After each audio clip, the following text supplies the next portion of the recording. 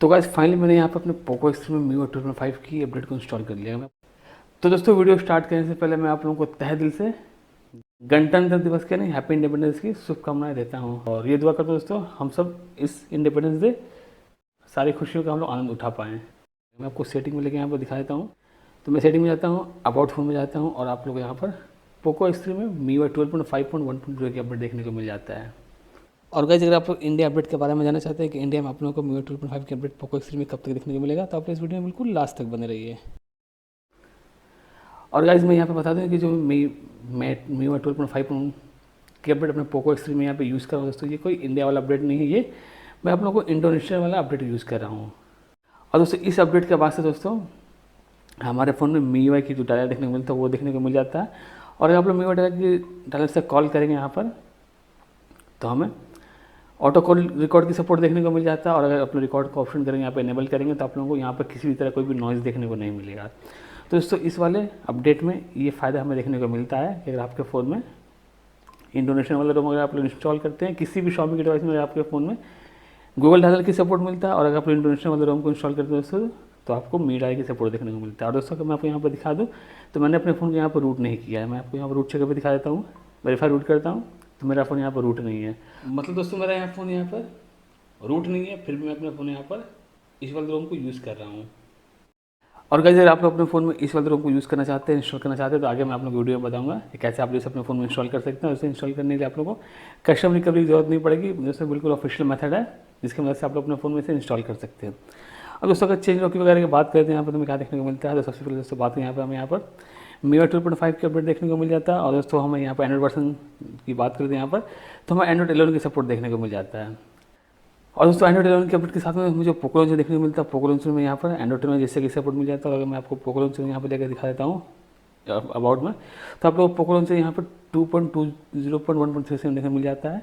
और अगर आप लोग राइट से स्वाइप करेंगे यहाँ पर तो कंट्रोल सेंटर मिलता है और लेफ्ट स्वाइप करेंगे यहाँ पर तो डिफरेंट शेड देखने को मिल जाता है। जब दोस्तों पहले हमें यहाँ पर राइट या लेफ्ट स्वाइप करते थे यहाँ पर तो सिर्फ डिफरेंट शेड देखने को मिलता था। तो खैर दोस्तों हमें इस अपडेट में से फिक्स देखने को मिल जाता है। और दोस्तों यहाँ पे एक और ऑप्टिमाइजेशन में कंट्रोल सेंटर देखने को मिल जाता है कि आप लोग कंट्रोल सेंटर यहाँ पर स्वाइप करेंगे और यहाँ पर लेफ्ट स्वाइप करेंगे तो नोटिफिकेशन शेड मिल जाता है और राइट स्वाइप करेंगे यहाँ पर तो कंट्रोल सेंटर देखने को मिल जाता है। तो कंट्रोल सेंटर में ये ऑप्टिमाइजेशन देखने को मिल जाता है। इसके अलावा यहाँ पर कंट्रोल सेंटर स्वाइप डाउन करेंगे तो आप लोग को हमेशा ये जो ब्राइटनेस लाइट है दोस्तों वो आप लोग हमेशा यहाँ पर पिन होता हुआ दिख जाते हैं। दोस्तों हम लोग अब जब भी आप लोग कंट्रोल सेंटर को ओपन करेंगे हमारे कंट्रोल सेंटर में ये पिन होता हुआ दिख जाता है। तो ये कुछ ऑप्टिमाइजेशन हमें कंट्रोल सेंटर में देखने को मिल जाता है।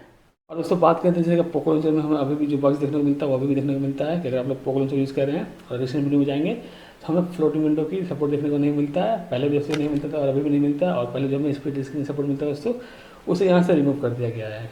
तो पता नहीं दोस्तों पोको लॉन्चर में ये फिक्स हमें कब तक देखने को मिलेगा फ्लोटिंग विंडो की। पर अगर आप लोग किसी सपोर्ट एप्लीकेशन फ्लोटिंग विंडो में यूज़ करना चाहते हैं तो आप लोग यहाँ से यूज़ कर सकते हैं। अपने कंट्रोल सेंटर में जाने के बाद किसी भी सपोर्ट एप्लीकेशन को आप लोग फ्लोटिंग विंडो में ओपन कर सकते हैं। सपोज मैंने इस एप्लीकेशन को फाइल में ओपन किया और कंट्रोल सेंटर जाते हैं और आप लोग इस आइकन पर टाइप करना है। टाइप करने के बाद हमें फ्लोटिंग विंडो को एप्लीकेशन देखने को मिल जाता है। पर जो हमें सेटिंग बनाने के बाद रिसेंट बनाने के बाद मिलता है दोस्तों उसकी सपोर्ट देखने को नहीं मिलती है। यहाँ पर दोस्तों सेटिंग बनाने के बाद आप लोग जाएंगे यहाँ पर स्पेशल फीचर्स में और जाएंगे यहाँ पर वीडियो टूल बॉक्स में। तो वीडियो टूल बॉक्स में दोस्तों आप लोग उसकी सपोर्ट देखने को मिल जाता है। किसी भी एप्लीकेशन यहाँ पर ऐड करेंगे, जैसे मैंने यहाँ पर ऐड कर दिया है मी वीडियो को, उसका मैं मी वीडियो को ओपन करूँगा और यहाँ से हम सिलेक्ट करेंगे तो जो भी एप्लीकेशन आपको देखने को मिलता है यहाँ से हम लोग फिर फ्लोटिंग विंडो को खोल सकते हैं। तो इस तरह से हमें फ्लोटिंग विंडो की सपोर्ट देखने को मिल जाता है पर ऑफिशियल सपोर्ट फ्लोटिंग विंडो की अभी तक देखने को नहीं मिला है। इसके अलावा आप नोटिफिकेशन में जाते हैं और यहाँ पर किसी भी नोटिफिकेशन लॉन्ग प्रेस टैप करेंगे तो यहाँ पर कुछ ऑप्टिमाइजेशन आपको यहाँ पर देखने को मिल जाता है। नोटिफिकेशन को यहाँ पर एक्सेस करने के लिए, उसे और यूज़ करने के लिए नोटिफिकेशन में आप लोगों को कुछ इंप्रूवमेंट देखने को मिल जाता है। नोटिफिकेशन में कुछ इंप्रूवमेंट देखने को मिल जाता है।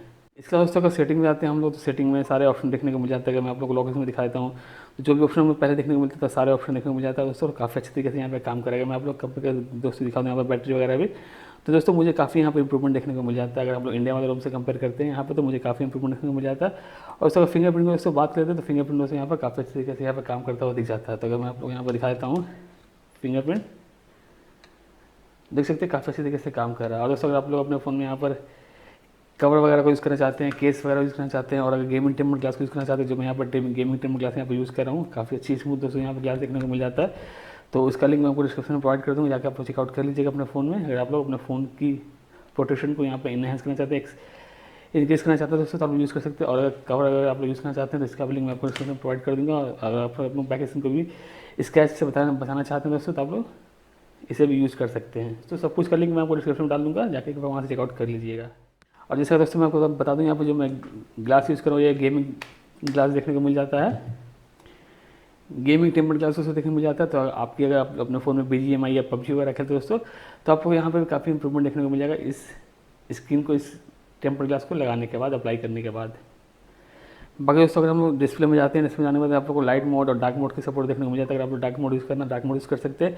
और डार्क मोड में आएंगे दोस्तों हमें मोड डार्क मोड के ऑप्शन देखने को मिल जाते हैं, डार्क मोड 2.0 की भी सपोर्ट देखने को मिल जाता है, जहाँ पे आप लोग और भी एप्लीकेशन वगैरह यहाँ पे यूज़ कर सकते हैं। इसका दोस्तों अगर यहाँ पे जाते हैं रिफ्रेश रेट में, तो रिफ्रेश रेट में हमें 60 हर्ट्ज 120 हर्ट्ज की सपोर्ट देखने को मिलता है, जो हमारे फोन में काफ़ी अच्छी तरीके से काम करेगा। अगर आप लोग 120 हर्ट्ज को यूज़ करेंगे तो आपके फोन में बैटरी थोड़ा ज़्यादा यहाँ पर ड्रेन होगी, और 60 हर्ट्ज को यूज़ करेंगे तो बैटरी थोड़ा कम ड्रेन होगी यहाँ पर 120 हर्ट्ज में आप लोग काफ़ी स्मूथ यहाँ देखने को मिल जाएगा। साउंड इन्फॉर्मेशन जाने के बाद दोस्तों हमें यहाँ पर सारे ऑप्शन देखने को मिल जाता है। और यहाँ पर साउंड स्टेशन में जाएंगे यहाँ पर, तो हमें ये ऑप्शन मिलता है, पर हमें यहाँ पर डॉल्बी इफेक्ट की सपोर्ट देखने को नहीं मिलता है। साउंड इन्फॉर्मेशन में दिखा देता हूँ, तो यहाँ पर हम लोग को भी डॉल्बी इफेक्ट की सपोर्ट देखने को नहीं मिलता, जबकि Redmi Note 10 में हमें डॉल्बी की सपोर्ट देखने को मिल जाता है। तो हो सकता है दोस्तों फ्यूचर में जब भी हमें अपडेट मिले, शायद डॉल्बी की सपोर्ट देखने को मिल जाए। और दोस्तों हैप्टिक फीडबैक की यहाँ पर सपोर्ट देखने को मिल जाता है, जो हमारे फोन में काफ़ी तरीके से काम कर रहा है। और दोस्तों इस अपडेट के बाद से एक और चीज़ देखने को मिलता है आप लोगों को वॉल्यूम स्लाइडर में। आप लोग वॉल्यूम स्लाइडर में जाते हैं दोस्तों, तो हमें न्यू वॉल्यूम स्लाइडर की सपोर्ट यहाँ पर देखने को मिल जाता है। पहले दोस्तों हमें डिफरेंट UI देखने को मिल जाता है वॉल्यूम स्लाइडर की, पर दोस्तों इस अपडेट के बाद से MIUI 12.5 के अपडेट के बाद से इसकी UI में यहाँ पर चेंज कर दिया गया। और दोस्तों काफ़ी अच्छे तरीके से हमारे फ़ोन में ये इसकी UI देखने को मिल जाता है। और जो हैप्टिक फीडबैक की दोस्तों बात करें तो वो भी यहाँ पर काफ़ी अच्छी तरीके से काम करता हुआ दिख जाता है। और दोस्तों अगर आप लोग थीम के बारे में जानना चाहते हैं कि मैं कौन सी थीम अपने फ़ोन में यूज़ करता हूँ, तो मैं डिस्क्रिप्शन में लिंक डाल दूँगा, जो भी थीम वगैरह मैं यूज़ करता हूँ आप लोग वहाँ पर चेकआउट करके जान सकते हैं कि मैं कौन सी थीम अपने फ़ोन में यूज़ कर रहा हूँ। तो आप लोग कभी भी दोस्तों मेरी वीडियो को चेकआउट करेंगे तो एक बार डिस्क्रिप्शन में आकर ज़रूर से चेकआउट कर लीजिएगा, क्योंकि मैं वहाँ पर आप लोगों को बता देता हूँ कि मैं कौन सी थीम या फिर कौन सी वॉलपेपर वगैरह अपने फ़ोन में यूज़ करता हूँ। तो गाइस यही कुछ हमें देखने को मिलता है नए फीचर्स, तो कुछ ज़्यादा देखने को नहीं मिला। जो फीचर्स देखने को मिले नए फीचर्स, उसके बारे में मैंने एक अलग से सेपरेट वीडियो बनाया है कि MIUI 12.5 के अपडेट के बाद से हमारे फ़ोन में कौन कौन से फीचर्स देखने को मिल रहा है। तो अगर आप लोग मेरे MIUI 12.5 वाली वीडियो को नहीं चेकआउट किए दोस्तों, तो एक बार जरूर से चेकआउट कर लीजिएगा। उसमें मैंने आप लोगों को सारी डिटेल्स साथ बताया कि किन डिवाइसेज में MIUI 12.5 के अपडेट के बाद से कौन कौन से फीचर्स देखने को मिला है। तो उस वीडियो को जरूर से चेकआउट कर लीजिएगा। और दोस्तों इस अपडेट का ज़्यादा कुछ चीज़ें देखने को नहीं मिला, पर दोस्तों यहाँ पर बग फिक्सेस और इंप्रूवमेंट आप लोग को ऑप्टिमाइजेशन काफ़ी देखने को मिल जाता है। और दोस्तों आप लोग गैलरी की ओपन करेंगे और गैलरी की सेटिंग में दोस्तों यहाँ पर जाएंगे आप लोग, तो आप लोग यहाँ पर वीडियो एडिटर के भी सपोर्ट देखने को मिल जाता है।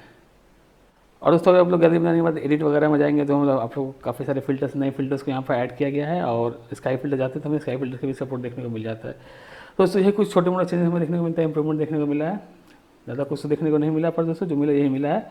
और पोको लॉन्चर में दोस्तों क्या नई चीज़ें देखने को मिलेगा, पोको लॉन्चर के बारे में जानना चाहते हैं दोस्तों, तो पोको लॉन्चर के ऊपर भी दोस्तों मैंने एक सेपरेट वीडियो बनाया है, उसका भी लिंक मैं आपको डिस्क्रिप्शन में डाल दूँगा, वो भी चेकआउट करके जान सकते हैं कि पोको लॉन्चर में और MIUI की 16 लॉन्चर में क्या फ़र्क देखने को मिलता है, और कौन सी लॉन्चर यहाँ पर हम लोग को बेस्ट देखने को मिलता है, कौन सी लॉन्चर आप लोगों को पसंद है। तो उसके बाद दोस्तों आप लोग कमेंट करके जरूर बताइएगा। तो आशा करता हूँ दोस्तों आप लोग ये वीडियो पसंद आया तो वीडियो को लाइक शेयर करके चैनल को सब्सक्राइब कर दीजिएगा, ताकि आप लोग मैं इस तरह कोई वीडियो अपलोड करूँ उसका नोटिफिकेशन आप लोगों तक सबसे पहले देखने को मिल जाए। आप लोग पोको X3 के यूजर है दोस्तों, तो चैनल को जरूर से सब्सक्राइब कर लिया, क्योंकि आप लोगों को पोको X3 के रिलेटेड यहाँ पर बहुत सी वीडियोस देखने को मिलने वाली है फ्यूचर में। तो गाइस इंडिया अपडेट के बारे में हम बात कर लेते हैं। तो इंडिया में हमें पोको X3 में अपडेट इस महीने के 3rd वीक से लेकर इस महीने के एंड तक हमें अपडेट देखने को मिल सकता है।